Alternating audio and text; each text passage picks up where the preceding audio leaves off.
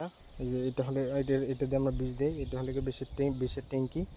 এই দেখেন খেজুর গাছে আমরা বীজ দেওয়া লাগে এরকম সুন্দর করে। ওই যেমন শাকসবজিতে আমরা বীজ দিই ঠিক এরকম করে আমরা খেজুর গাছে বীজ দেওয়া লাগে। দেখেন এই যে আমরা বীজ দিচ্ছি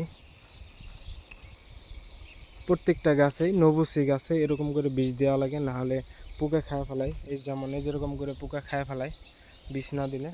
তাই সবাই বীজ দিবেন। বীজ যেটা সৌদি আরব দাওয়া বলে,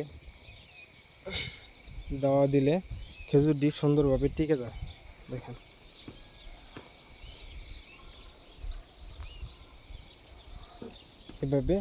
এভাবে প্রত্যেকটা বাদিতে 8টা 9টা বাদি 10টা বাদি রাখা হয়।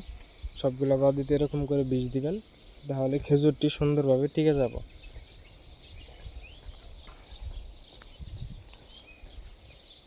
সবাই আমার ভিডিওটা সাবস্ক্রাইব করবেন, লাইক শেয়ার কমেন্ট করবেন।